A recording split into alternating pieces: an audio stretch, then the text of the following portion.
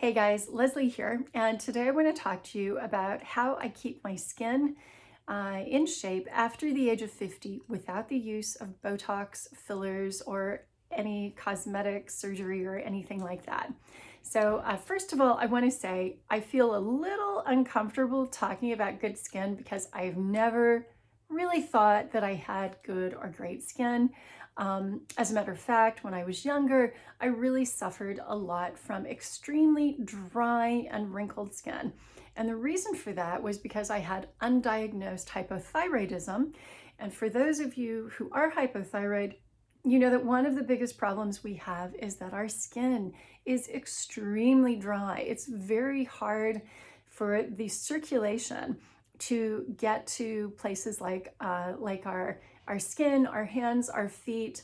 And as a result of that, not having that extra microcirculation, we're not bringing the nutrients we need to the skin. So it begins to languish.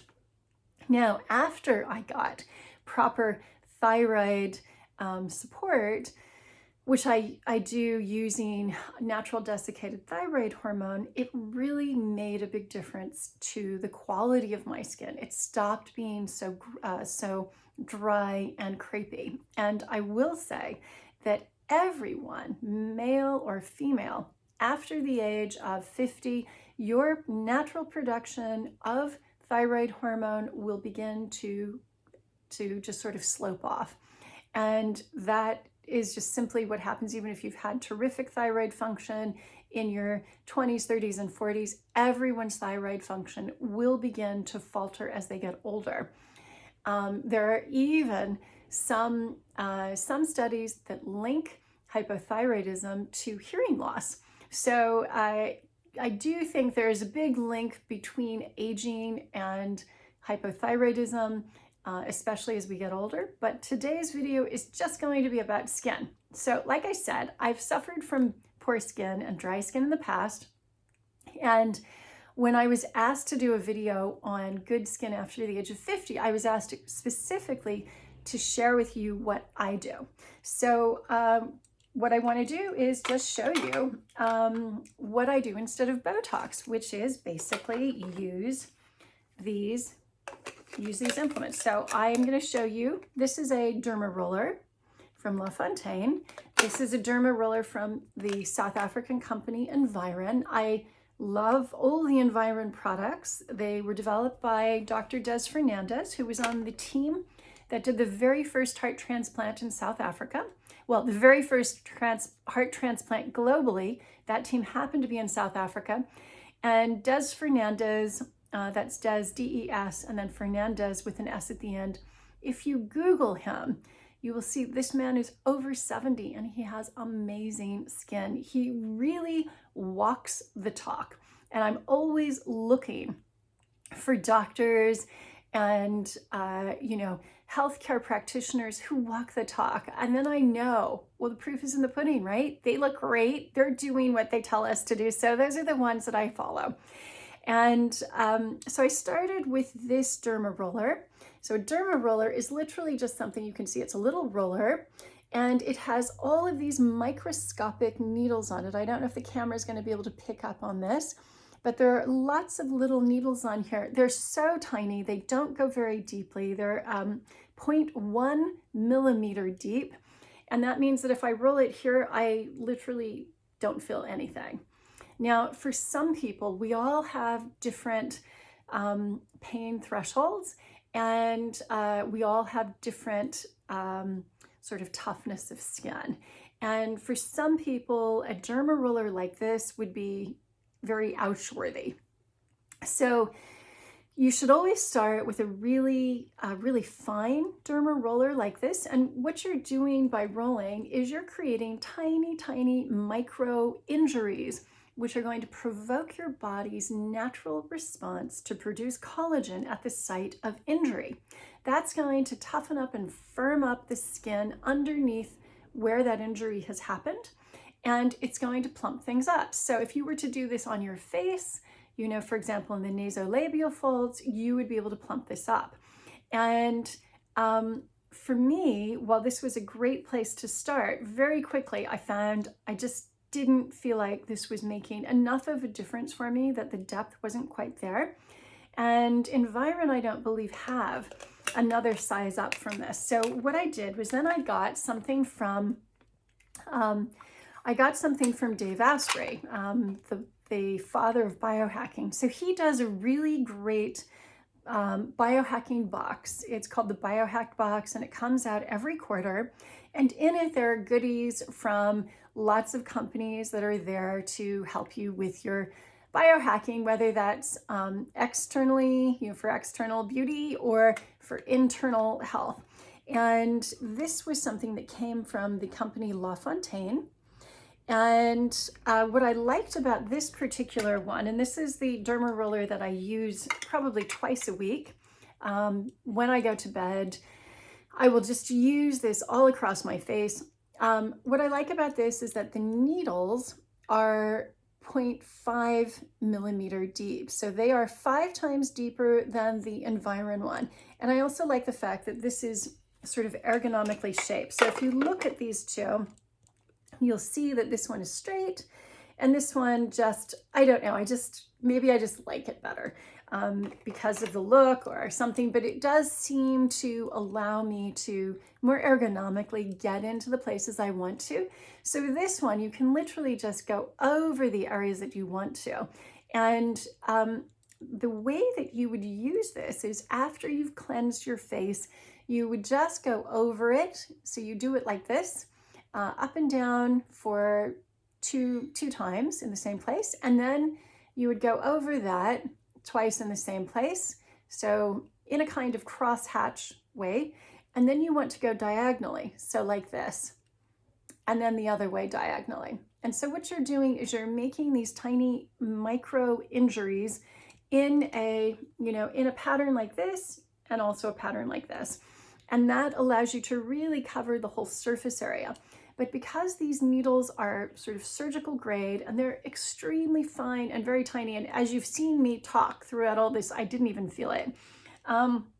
You're not really hurting yourself very much, but you're also doing it in a methodical way so that any injuries that are there are going to be very even.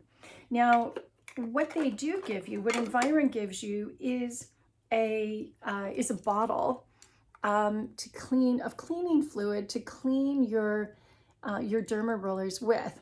And all you do, what I do with this La Fontaine one comes with a little case. I literally fill up this well here with the Environ instrument cleaner just to make sure it's clean. Now you could also use hydrogen peroxide.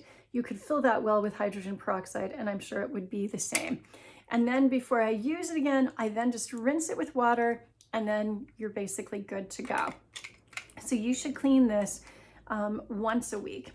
And as I said, I use this twice a week. You shouldn't use it too much because you'll stress the skin and you won't give it proper time to actually repair itself. Now, I mentioned that I like the La Fontaine one because I felt it got into these areas better, these sort of tricky areas like the nasolabial folds. And one of the things that Environ does have is they have a very tiny, you can see this in comparison to their big one, they have a very teeny tiny micro needling device, which it's sort of okay. It looks like a little stamper and you can probably see those little needles are ever so tiny. And what you do is you literally get in like this. Personally, I've tried using this. I don't feel it's not as good for my type of skin. I think this probably works well for somebody with a very, very fine skin. But it does get into those very, very tiny areas. And then of course you could do this in areas that are very sensitive. So for example, the under eye area where you might want to be more delicate, you could consider using something like this. Again, for me, truth in advertising, this was not quite the depth that I needed, but I could see how it would be really good for people with very, very fine skin. Now, Andy Nilo, who runs the skincare company Alitura, which I love, he also does one. This is actually meant for guys, hence the dark color. And yes, guys can actually do derma rolling too. And why did I start doing the derma roller? Well, I had tried Botox before and I really just didn't like a couple of things about it. Well, three things about it. One, I didn't like that it actually felt, it hurt where the Botox had been injected. I could actually feel, and I had it injected just here in the 11s and then here were, sort of forehead wrinkles, and just those three places. And I actually felt if I pressed the bone here that it hurt. I felt like the Botox was actually physically hurting me. So big reason for me not to continue. And I think I did it around probably 6 times in my lifetime. I haven't done anything in the last, I don't know, however many years. Second, it was the expense. Very, very expensive.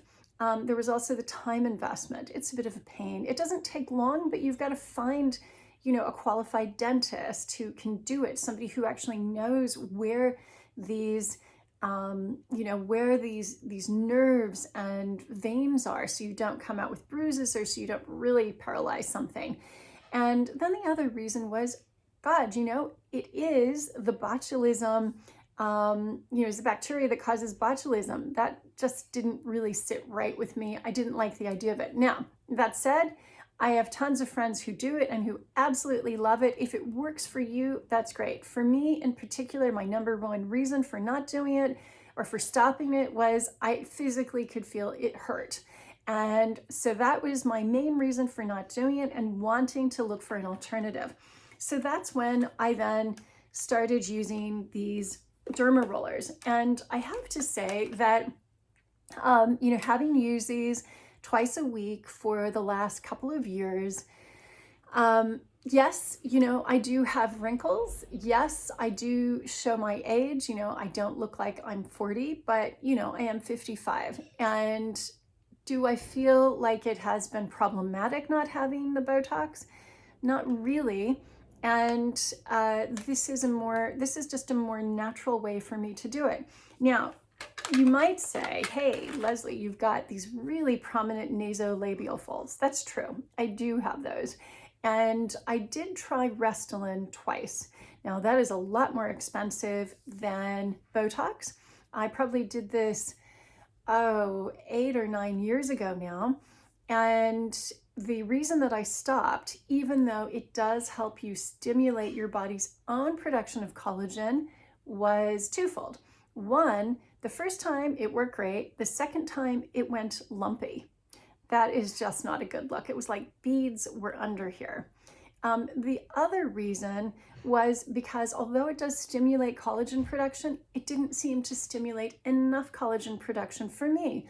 And that's when I went on the hunt for, let's try something natural. Can I do something to provoke my body's own response to create more collagen naturally? So I began adding grass-fed collagen to my morning bulletproof coffee. I began having lots of healthy fats as well to help just boost my hormone production. That obviously falls off as we go into menopause. And estrogen is a big one for helping plump up your skin and keep it from looking dry. Third, I made sure my thyroid hormones were optimized because if you don't get enough thyroid hormone, your microcirculation gets very poor. That's why people who are hypothyroid tend to be, they have cold hands and cold feet. When they stand up, they get dizzy. That's because the heart can't work fast enough to pump blood to the head if you're standing up quickly, and it doesn't pump blood efficiently to these to the extremities, so hands, feet, but also your skin, so it gets very dry. So I made sure that my thyroid was optimized too, so making sure estrogen was good and my body had all the good fats it needed, because your body produces cholesterol to turn into these hormones. I wanted to make sure I had the good fats for that. I wanted to make sure I had optimized my thyroid hormones, and I made sure that I had the precursors in my body that it needed to make healthy skin. So the grass-fed collagen, but also vitamin C.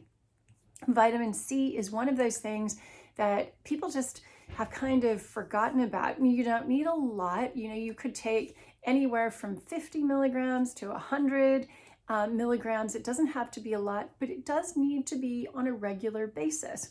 Why is that? Well, vitamin C, just like all the B vitamins, they're not fat soluble. They're what are called water soluble vitamins.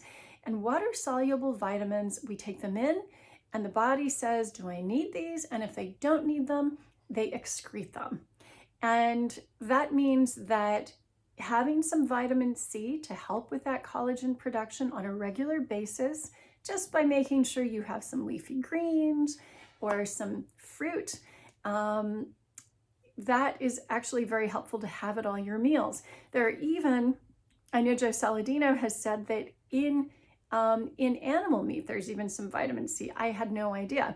I haven't looked carefully into that, but I have heard that. So just always make sure you've got some vitamin C. You can do it with a supplement, but I prefer to take it in the form of vegetables and then fruit afterwards. The reason for fruit afterwards is fruit as a second priority is just because if you take fruit that has too much sugar, then you're going to spike your glucose, and too much sugar is also not good for your skin. Which brings me to the final thing that I wanted to do to make sure that I was supporting my skin. So adding in all those good things, but then making sure I didn't have things that were inflaming my skin. And sugar is the number one thing. So reduce the amount of sugar you have, and it doesn't take that long. It can take anywhere from a year to 3 years to really wean yourself off of that. But within a month of being off of very sugary things, your taste buds will change.